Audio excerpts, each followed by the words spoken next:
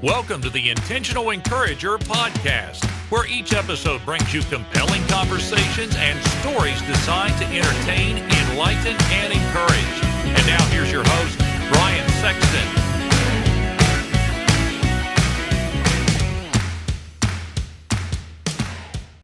And welcome into the Intentional Encourager podcast. I'm your host, Brian Sexton. Thank you for joining us again today. I said this before we started recording, and I mean this.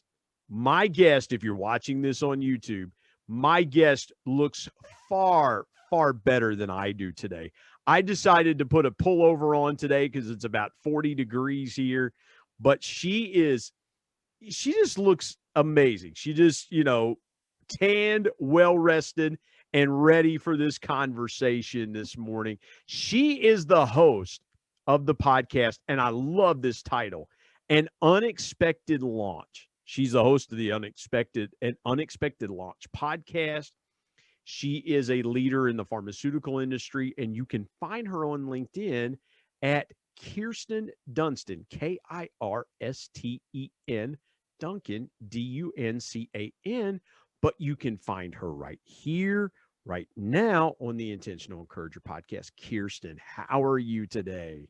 I'm doing fantastic, Brian. Thank you so much for having me. I'm really looking forward to our chance to talk today. If I get distracted, again, those of you that are watching on YouTube, if I get distracted, Kirsten is wearing a blouse that has like sparkly things on it.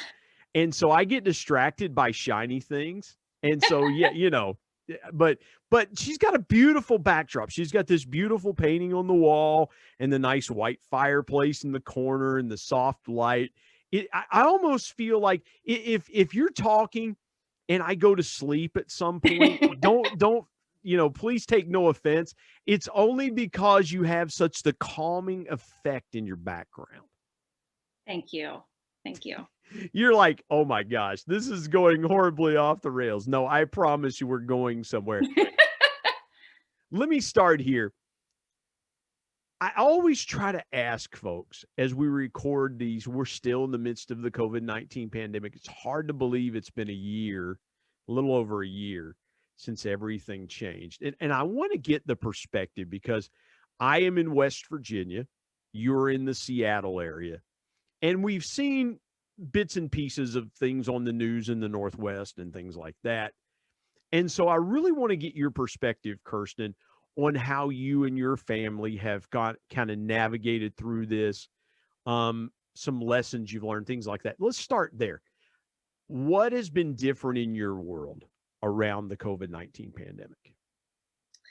I think what's most different is the ability to see my family, spend time with my family, see my friends, gather in large groups, hug people without worrying. I think those are the things that I have found most impactful. I think there are so many other things that I've learned to work around. I tend to look at the bright side and what we have, and I've had the opportunity to spend more time with one of my sons as he's moved back home with college being online. I've had the opportunity to slow down. In my job, I traveled previous to COVID pretty much every week. And it's been an opportunity for me to take a step back, certainly not from my job, but from being home more, being around my family, my immediate family. So I think though it's certainly been life impacting and completely changed how we do everything, I've tried to take the opportunity to look at what I can make of this time because it won't last forever. I'm just jotting that down, making the most of the time, redeeming the time. And Kirsten, I'll say this. I traveled quite a bit too in my job. I'm stunned at this moment that my wife of almost 25 years hasn't killed me yet for being home so much. It's a lot of together time. It's a lot of together time. Yeah. Before we started recording, I was inside chatting with my son, who is also doing most of his college work online, even though campus is 15 minutes away. He's doing most of it at home. And so for us, and I don't know how you guys did it, we had to be intentional about creating separate spaces because I needed a place to work. He needed a place to do school. My wife works, but her job was essential. So she kept getting to go to work. So we weren't concerned about her, but we needed to have those separate spaces to where he could do what he needed to do and I could do what I needed to do.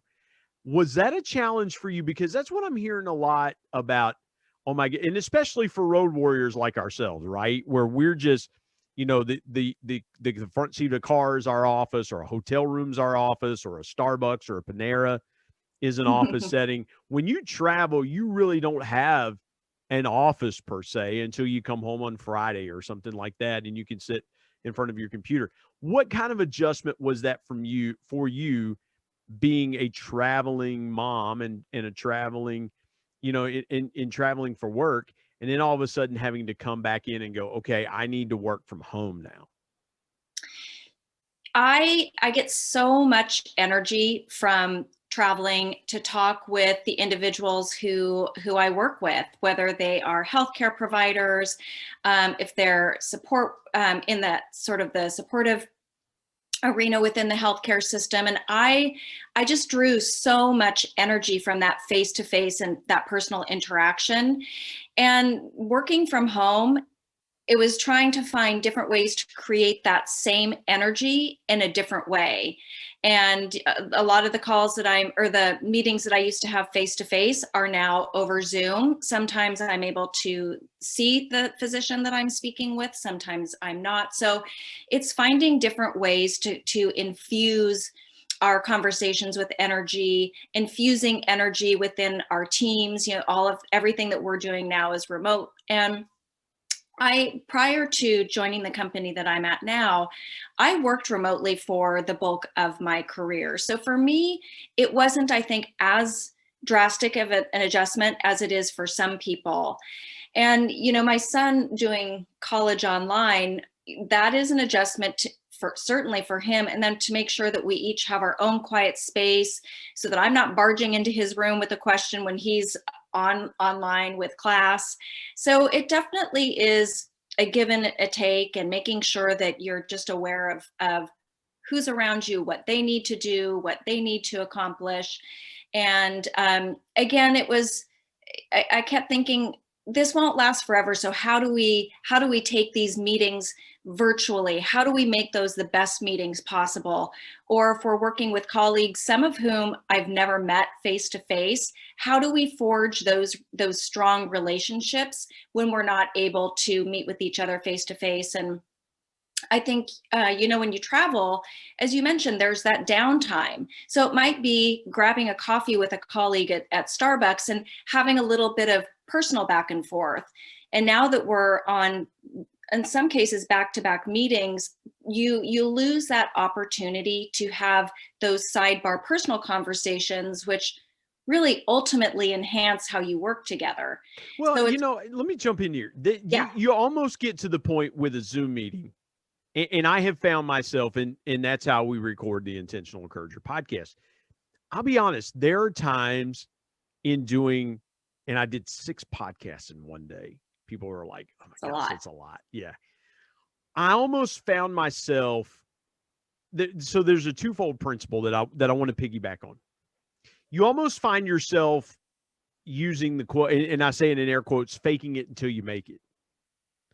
And trying to, in that moment, go, okay, I've got to be on. They don't know that I've been on this or that. They don't know what I've had to do this morning and things like that. And so I agree with you 100%. I'm right there with you. Every interaction has got to be as full of energy as it can be out of respect to that other person. Yeah. But by the same token, you don't want to force yourself to that point where you just go, I'm going to amp myself up to where it's almost kind of a false connection. Yeah. Because again, the virtual part of what we're doing, the basic principles, and I loved your point, Kirsten, the basic principles are still the same. Eye contact is still eye contact, whether we're virtual or in person. And so you'll see me shift my eyes because as where I'm sitting, Kirsten is on the left side of my screen, and I want to make sure when I'm talking to her that I'm keeping eye contact, saying her name in the conversation. And so I love what you said about keeping the energy. What are some tips and some things that you have done through the pandemic that has allowed you, when you've had these virtual meetings, to keep that energy high? I think it's making sure that you're taking time for yourself. As you mentioned, you can't amp yourself up to the point that you're inauthentic. And I think that we can find when we're working from home that those lines between work time and personal time become very blurred. And so it's making sure that you set boundaries for yourself. So maybe blocking off some time in the morning to make sure that you're working out or having your cup of coffee. Finding time to get outside and take those breaks to rejuvenate yourself, because it can become exhausting to go from one call to the next. And so it's taking a step back, allowing yourself some free time so that you go into that next meeting with some fresh space and some opportunity to be thinking about, okay, I've left that one meeting behind and now I'm moving into another. One of the things that we've talked a lot about in our company is end a meeting 5 minutes before time, or 5 minutes before either the hour or the half an hour, so that you have time to transition, so that you have time to decompress before you move into your next conversation. And I think really the key to maintaining that energy is taking care of yourself first, because you can't bring your best self to your job if you haven't taken care of yourself first. I love that. That is so good. And you know what we do here in West Virginia to decompress and have that personal time is we go outside and cut the grass. But we cut the grass around the car in the yard that's up on cinder blocks that we haven't driven in like 10 years. We go outside and cut the grass. And then I was talking to somebody the other day. It's like, well, it's so hard to steer a car that's not moving. And I said, but yeah, here in West Virginia, we actually have to cut the grass around the car, then take the car off the cinder blocks, then put tires on it, and then, put some gas in it, and then we can drive it. So, that's what we do here to do that. I love what you said about taking care of yourself first, because let's go here for just a second. You mentioned your family, you mentioned your college-age son, you mentioned your coworkers and other people. There are so many demands on time in the podcast and things like that. And trust me, doing a podcast, I understand you want to have guests on, and it's like juggling schedules, and I've got this meeting and I've got that meeting and things like that. How have you intentionally carved that time out to take care of yourself? Yeah, it's not easy. And to your point, it has to be very intentional. Because if you leave it to, well, I'll just work out when I have a few free moments, or if I'm going to take a walk when work slows down, it won't happen. And so it might be scheduling some time in your calendar or blocking off some time where you can get outside, take a walk. And, it doesn't have to be something, you don't have to go work out or be overly exerting yourself. It can simply be getting outside. It can be having a cup of coffee on a back deck. And I think that you have to build that time into your schedule, because it doesn't just magically happen. And I think for many of us who our jobs are busy, and if you don't carve the time out, it's not going to present itself. And it might be waking up early so that you have some quiet time in the morning. It might be knowing that I'm turning my computer off at whatever time that may be. I'm going to close the lid. I'm going to go read a book. I'm going to watch the evening news. Whatever it is that brings you joy, that is what you need to carve time out for. And it's going to be different for everybody. I'm writing this down, turning off things to turn on your mind or your emotions and things like that. Because and I'm not trying to put words in your mouth, Kirsten, but that's what I gathered from what you just said there, is shutting that laptop down and really focusing in on yourself. And look, here's the thing. For us, if you have a back deck, that's a fancy house here in West Virginia. That's like super fancy, right?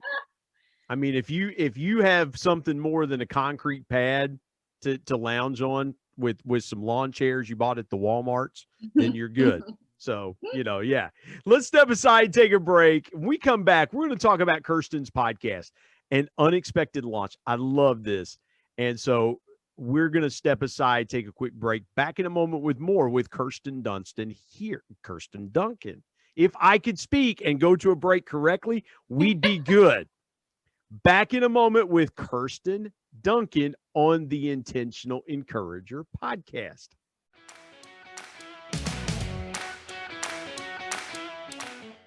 Hey everybody, Brian Sexton here. I want to tell you about our sponsor, SEO National. SEO stands for Search Engine Optimization. Now, what's that, you might say? Well, search engine optimization helps you show up higher on search engines in front of paying customers for words that you as a business owner can monetize. What a great concept. SEO National is owned by my good buddy Damon Burton, who's been a guest here on the Intentional Encourager podcast. Not only has Damon and his team worked with businesses of all sizes, from e-commerce startups to NBA teams and Shark Tank featured businesses, but more importantly, Damon and his team are about transparency, trust, and providing lifetime value. So much so that he still has his first customers after opening SEO National 14 years ago. Let me give you some intentional encouragement and call Damon and his team today at 855-736-6285 or go to www.seonational.com and get a free quote.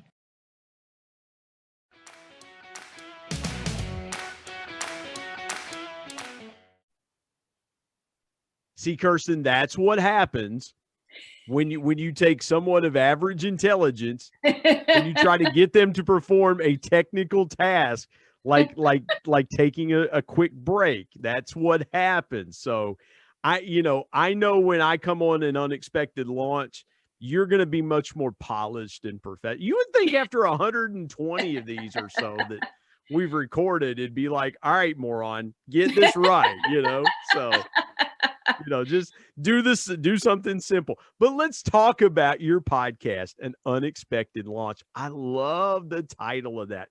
And you and I were talking before about the backstory of that, and I kind of know the inside ends to that.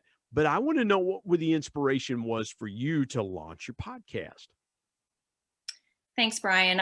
I'm super happy to share that. So most people are not super happy to share with me. Like, are you kidding me right now? I'm kidding. Go ahead. I'm sorry. Well, I think I'm so excited to share about it because really it's showcasing the story of people that I speak with. But taking a step back, about 5 years ago, I went through a pretty traumatic period in my life. I had been married for 24 years and my husband came out as gay, which meant that we got divorced and my family looked very different than what I had hoped. And just a couple of months later, our 16-year-old son was nearly killed in a drunk driving accident and suffered a traumatic brain injury. And so that set me on a course of certainly an unexpected circumstance that I, at the time, didn't really know how to navigate. And in the beginning, it was simply survival. It was putting one foot in front of the other. It was making sure that our three boys, who were 14, 16, and 18 at the time, that they were cared for, that they knew that they were loved, that they knew that they were going to be okay. And it wasn't until a couple of years later that I really had the time to start processing what had happened. And I started seeking stories of people like myself. And I had a hard time finding stories that I resonated with. And it's not to say that they're not out there or that there are not fantastic resources out there, because there are. I just didn't find somebody who resonated with me. And one of my favorite podcasts is How I Built This. And I was driving into work, driving across the bridge into Seattle. It was a sunny day. And I was listening to a podcast of a woman, the woman who started Glossier. And she started a blog that was simply detailing what women have in their bathroom cabinets. And this light bulb went off in my mind. And I thought I could create the resource that I haven't been able to find. And that resource is sharing stories of people who've been through something so unexpected that either brought them to their knees. It was traumatic, it was loss, it was grief, but they made it through. And not only did they make it through, but they thrived on the other end, because what got me through eventually was reading stories or articles or listening to podcasts about people who had been through something. And it didn't matter what it was. It was simply the fact that they had been through something and made something of that. They found purpose in that. They took what happened and leveraged that to make themselves a better person or to make the world a better place around them. And so I started the podcast. I'm now in my 3rd season, and I'm sharing stories of incredible individuals who've been through something that was unexpected, but it launched them into something that was unexpected and beautiful. So that's the backstory on the Unexpected Launch podcast. Well, I hope after today, your new favorite podcast, besides your own, is the Intentional Encourager podcast. Of course. Well, because here's the thing. I have said, and I have a good friend of mine that asked me, he said, why do you do the podcast? And I said, there's 2 reasons. Number one, to piggyback off of what you said, I have been incredibly blessed by people like yourself and so many that have gone through just these incredible circumstances in life. And every time that they tell me a story that of things they've gone through, and I'm jotting it down, I'm like, whoa, like that's really, and most of the time I've found, Kirsten, and I don't know if you found this out, and probably you have, focusing on telling the story, is that people will go, well, I don't know why I ever told that because I've never told that before. Mm-hmm. Like I've had a ton of those moments. Yeah. And so, you know, people feel like there's a time and place to really tell what's happened to them. And I wanted the Intentional Encourager podcast to be a place for those that are on LinkedIn that you could really know the depth behind a person. Like you see what you see on a profile. You see what you see in a picture. But what you see on the surface is there's more depth to what's on the surface. And I've always wanted to position this podcast to be the one, like, if you want to tell your story in depth, I get tons of time.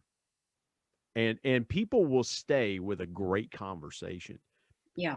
Give me an aha moment from your podcast that created an unexpected benefit. Because we talked about your podcast is an unexpected launch.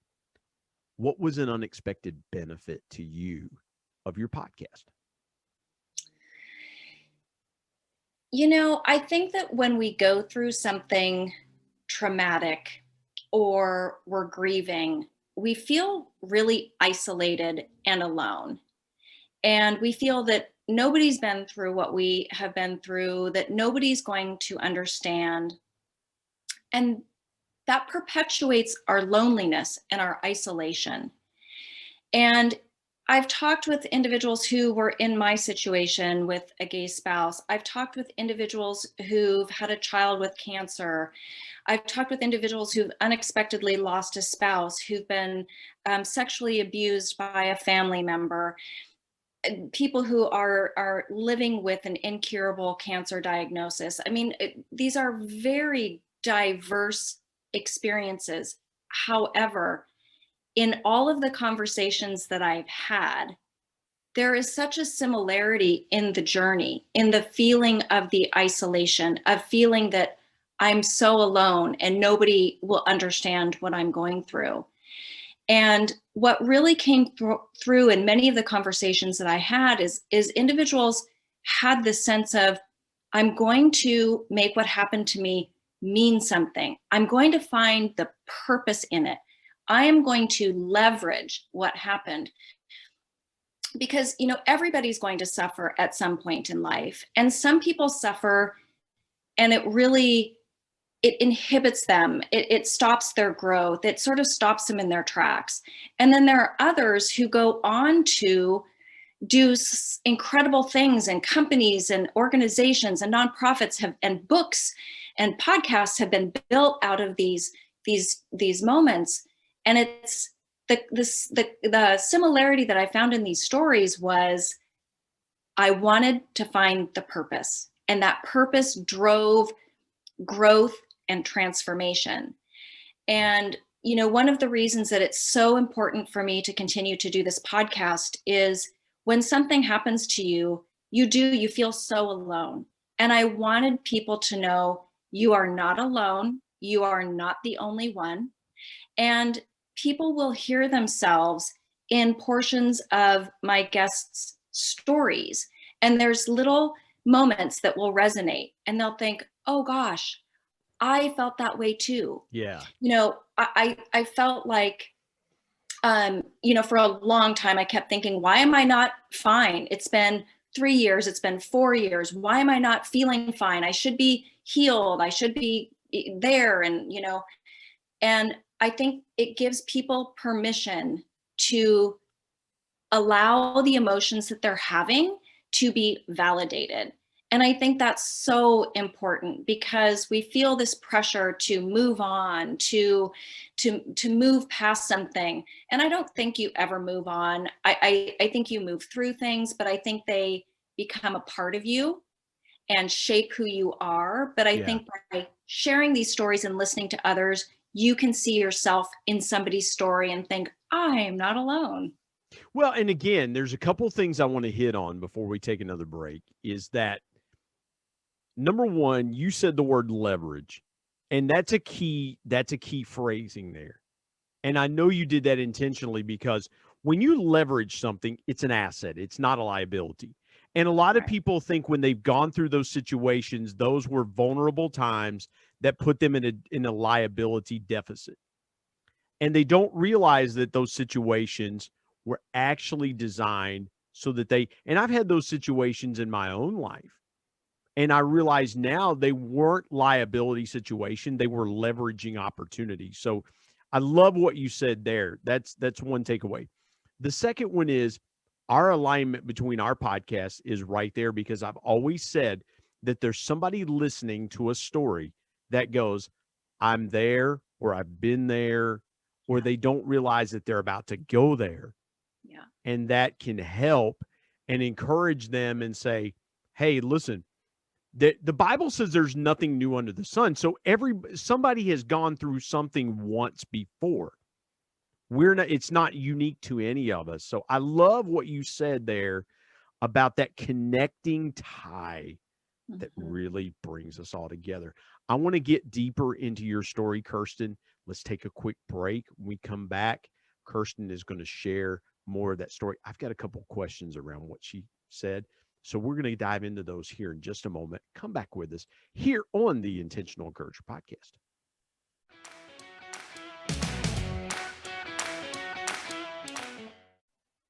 Hey, everybody, Brian Sexton. Want to tell you about my new book, People Buy From People, 10 Powerful People Lessons from the Ultimate People Person, my dad. My dad was one of the greatest connectors that I ever knew. And he shared with me 10 connecting principles that I have used throughout my 25-year sales and sales management, customer engagement, and leadership career that I'm passing along to you. If you want to be a stronger, deeper, and more powerful connector, you've got to pick up a copy of People Buy From People. There are concepts in there that you may not realize help make you a power connector. You can go to Amazon and pick it up, Kindle if you're an e-reader and you like to do it that way, or now available on Audible. And there's one other way you can get a copy of People Buy From People. You can get one from me and I'll sign it for you. You go to intentionalmediaandpublishing@gmail.com and send me an email, and I'll share with you the link on how you can get a signed copy. You can buy a signed copy directly from me. Again, People Buy From People. If you want to connect like never before, pick up your copy today of People Buy From People. And now let's get back to more great conversation here on the Intentional Encourager podcast.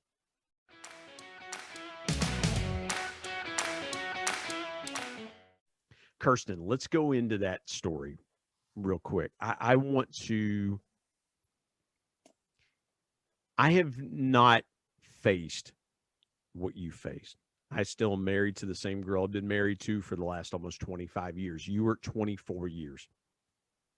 Take me through did you have an inkling that something was up, or did it totally catch you out of the blue? And I want to know, part two to that is this. What was the one emotion that you had a hard time beating back within you, that was coming to the surface when this revelation comes out, and this emotion was coming to the surface and you had to beat it back?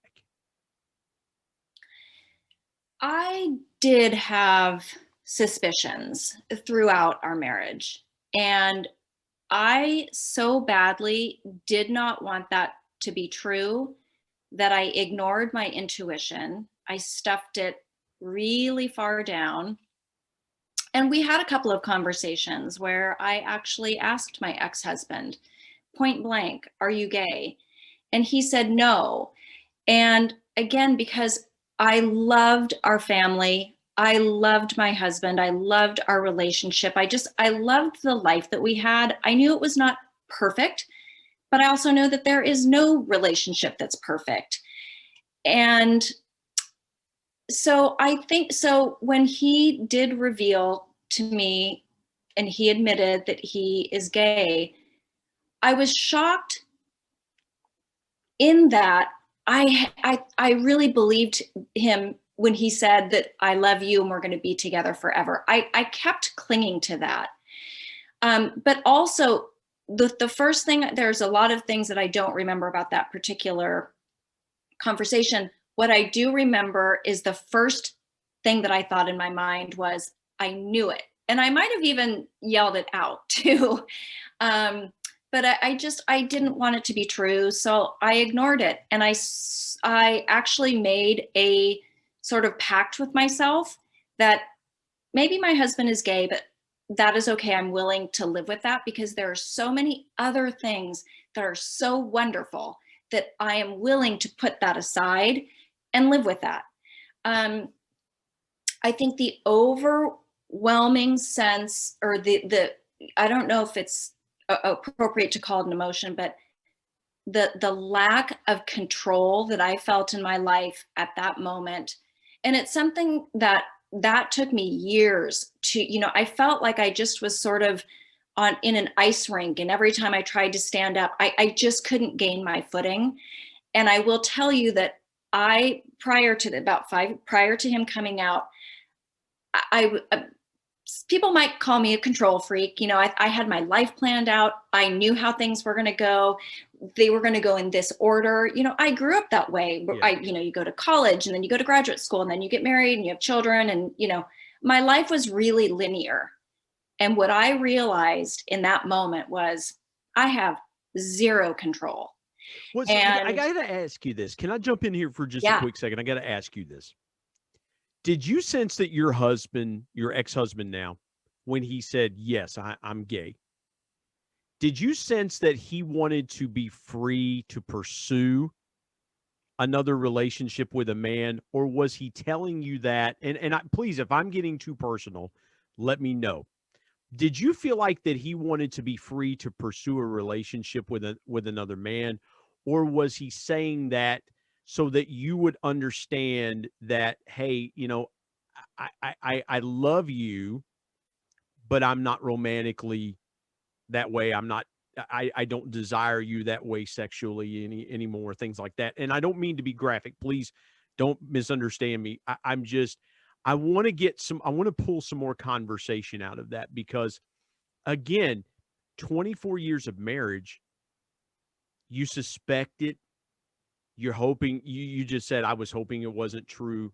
What did you sense in that moment when he came out to you and said, I'm gay? Was it his yearning to be free to pursue another relationship, or how was he trying to bring it out to you to explain what was going on? So first I can say I'm an open book and you can ask me anything. One of the things I say about my podcast is we talk about things that people often don't talk about because they're uncomfortable, because they're associated with stigma. So I'm an open book. I think it was a little bit of both. So he came out when right after our first son had gone to college at the age of when our son was 18. And what my husband said is, I want our boys to go into life feeling that they can be free and that they can be themselves. And so I think Matt came out because he wanted to be himself. He wanted to be true to who he is. I think part of that, yes, absolutely, so that he could pursue a relationship with somebody that he felt that connection to in a way that he didn't feel or couldn't feel with me. And in addition to that, it's setting me free to allow me to pursue a relationship with somebody who would feel about me as I wanted to be felt. And so, it was interesting because some of my friends thought, well, why did he come out now? And this was poor timing. And there is no right time to come out. There are individuals who can come out when they're 5, when they're 25, 50, 75. And unfortunately, some don't ever feel safe enough to come out. And so I applaud my ex-husband for coming out. Though I was personally so devastated, I was very proud of him, very happy for him that he could go through life feeling comfortable with who he is, that he could own it, he could say it. And so for that, it's so complicated and it's so complex. And I will say that one of the feelings that I didn't have until much later was anger, because again, I loved him and I wanted him to be happy, and I had to realize it wasn't going to be with me. Yeah. I got to ask you real quick in the time that we have. Tell me about your son's brain injury. Walk me through that situation, because you're dealing with the loss of your marriage and now your son is in a car accident. Take me through that. So I happened to be on a business trip in New York City, got a call at, 4:30 in the morning. And it's the call that no parent wants to get. Are you the parent of Kirsten Duncan? And actually at the time that he came in, he was a John Doe. He was in a drunk driving accident. He was a passenger in the front seat. Their car hit a wall at pretty high speeds, about 40 miles an hour. He wasn't wearing a seatbelt and he went into the windshield. So when I boarded that plane from New York City to Seattle, I did not know when I landed if he would be living. I spoke with the neurologist before I boarded, and they couldn't. So he was on the East Coast and you were on the West Coast? Flipped. I was traveling on the East Coast and he was okay. home. Yeah, okay. So Wow. He was at home. And I arrived in Seattle. A friend picked me up, drove me to the hospital where he was at the trauma center here in Seattle. He was intubated. He was unconscious. And they didn't know his prognosis. With a brain injury, they really can't tell you anything. It's so hard to know. It's not like a bone that is broken or a heart attack. There's so much that's unknown with a brain injury.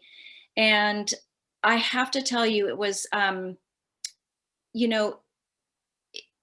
and I were just in a really interesting place that we had, we were going through this process of separating, and now we're trying to navigate that while we're managing not only our son who has an unknown prognosis, but we also have an 18-year-old who's off at college, half a country away, and a freshman in high school. So we're trying to keep it together.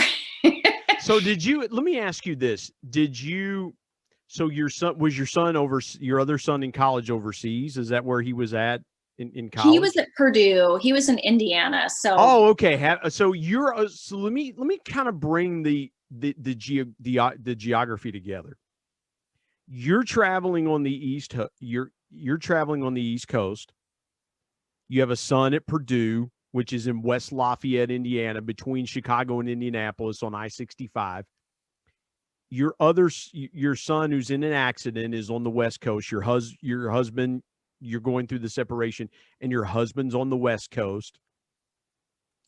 How are you was there any thought of, okay, I've got to tell my son who's at Purdue, I've got to try to coordinate with him because I know he'll want to come home. Because again, you didn't know what was going on with your son. Right. It could have been a life and death situation, which I'm sure that some of that information was probably what you were getting. And please, I don't want to assume, but I'm trying to put myself in the moment. How did you keep everything in line to where you can say, because we were talking a few moments ago and you said in the moment that your husband came out to you, you felt like you were having a lack of control, and then you're faced with a true lack of control moment. How did you keep everything together internally? I think it was survival. I mean, it just was putting one foot in front of the other. It's sort of like everything slowed down. And I remember a couple of months after the accident, I was talking with friends and they said, you were the person who was comforting everybody else in the ICU. And I think there was just something that came over me that it was almost a calm. Not that I was detached, but it just, I wasn't crying in the ICU. I was going on rounds with the healthcare team. I think I just sort of snapped into action and just was, as was now my ex-husband. I think we both just sort of kind of gelled out. And my older son did eventually, he came home, and my younger son, I was very lucky in that my parents were able to drive up and stay with us so that somebody could stay with our younger son so that he was cared for while we were caring for our middle son in the hospital. It was, I think it was so much, it's like your brain can only take so much, and just sort of everything just kind of slowed, and just every kind of curve just kind of flattened out. Well, and again, you said, and I love that mentality of, I'm going to be present. I'm going to be in the moment. I'm going to make sure. I mean, that's a mom mentality, right? You're following nurses around, making sure everything's good. And, again, and I'll say this, if you don't mind me sharing, you're a PharmD. So you're a doctor of pharmacy. You have a PharmD, and you have a doctorate in pharmacy. So, obviously you are pretty well versed in what you're being talked to and you're being discussed about with your son's injury. You're probably, outside of being a medical doctor yourself, or a nurse or somebody that's hands-on in that, you're as well versed as anybody. You're probably more well versed than anybody. And you're hearing, was there a moment where you heard something about your son's diagnosis that you went, and forgive me for saying this, Kirsten, but it was an oh crap moment? Like, they're talking about this. I know exactly what they're talking about, and it's not good. Yeah. So right before I got on the plane, the doctor said he thought it was a diffuse axonal injury, which later turned out to be that's what he has. And so while I was on the plane, I looked up what diffuse axonal injury is, or DAI. It's associated with a 90% fatality rate. And of those who survive, most remain in a vegetative state. So I spent the rest of the plane flight trying to sort of absorb that news. That was the, oh crap, like, oh God. How did you keep your mind occupied? I mean, I don't mean to interrupt you, but you're on this plane flight, you're looking this up. Yeah. And immediately there is a 10% survival rate for this. You're on a 4+ hour flight. How do you keep your mind occupied? It was an out of body experience. I remember at one point going up into the cockpit, I think to get a glass of, not cockpit, I'm sorry, but the front galley. That's how you kept your mind going. That's how you kept your mind busy. You flew the plane, right? Exactly. Hey, I got this. Anything's possible, right? Absolutely. But I was talking with the folks up front to get a glass of water, and I I sort of don't remember a lot of that. But, I learned to take it one moment at a time. And I think because I was sort of already in that mentality with my husband coming out, I was already literally, there were some days where it was literally, I'm going to be okay for the next minute. And now it's going to be maybe the next 5 minutes. And so I had sort of that practice, if you will, of really just not future tripping, as they say, and not looking too far in the future, because to look too far in the future was absolutely terrifying. Yeah. And I remember at some point being at a job interview and they said, "Where do you see yourself in 5 years?" And I said, "I absolutely can't ask you that question or answer you that question, because I literally live my life day to day. I don't know what's happening tomorrow. Tomorrow's not promised. Yeah. What I see in 5 years is that I'm doing things that bring me joy, that bring me connection, that make me happy and adventuresome." I said, "Beyond that, I can't tell you where I'm going to be in 5 years." Well, you survived it. You had been through a couple of really gut punch moments because, again, and I don't think people understand unless you've been in those moments where you have something sudden that's thrust upon you. For me, it was losing my dad suddenly. Those moments where it takes your breath away because now it's reality, right? It's a new reality.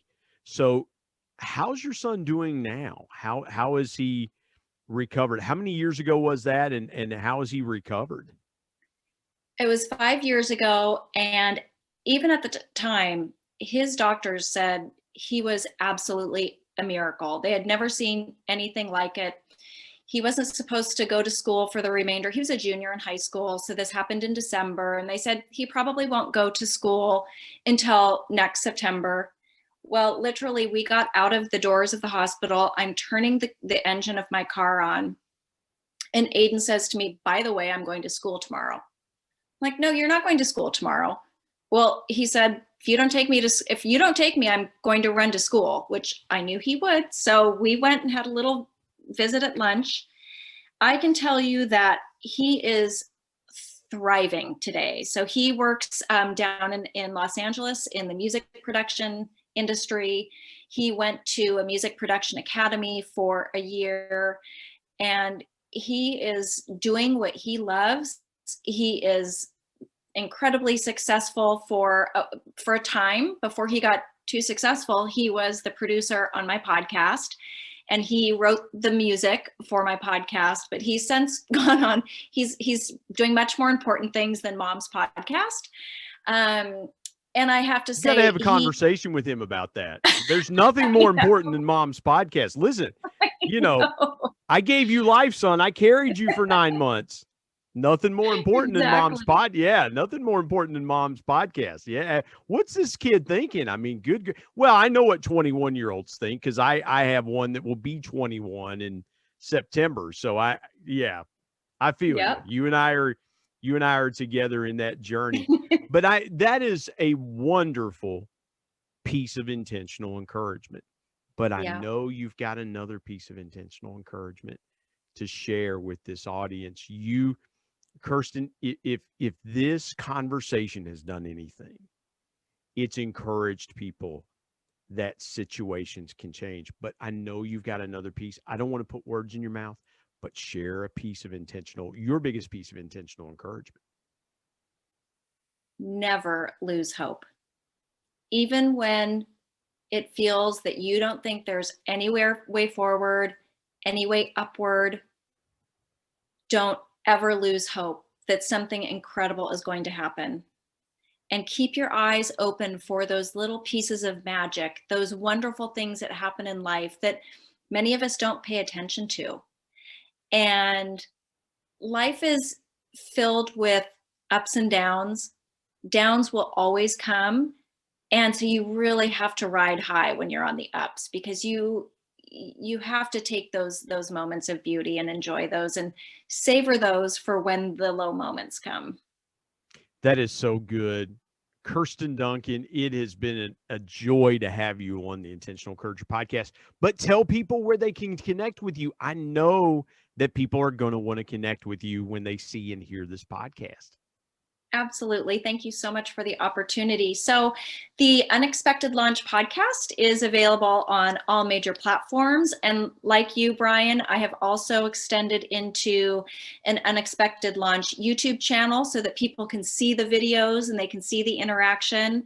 I'm on Facebook and Instagram under Unexpected Launch. And what I want people most to take away is that there are incredible stories that people have been sharing of hope and of beauty. And so take a listen and find a topic that resonates. Yeah, definitely take a listen to that podcast. Again, it's fantastic. And, again, we need more podcasts like an Unexpected Launch because, again, people need that intentional encouragement. It's, you're doing such a wonderful job of giving that intentional encouragement.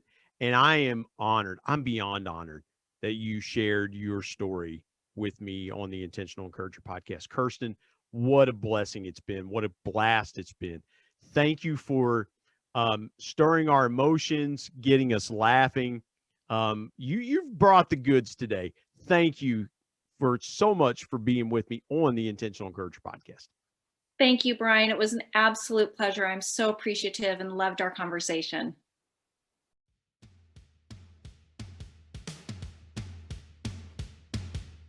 My thanks as always to producer Bryce Sexton and technical advisor Matt Means. And of course, the ultimate thanks goes to the Lord Jesus Christ, who provides intentional encouragement every day through his word. If you're not subscribed to the Intentional Encourager podcast, hit the subscribe button wherever you get podcasts so you don't miss an exciting episode where you can get encouraged and stay encouraged. And remember, anyone, anywhere, at any time, any place can be an intentional encourager.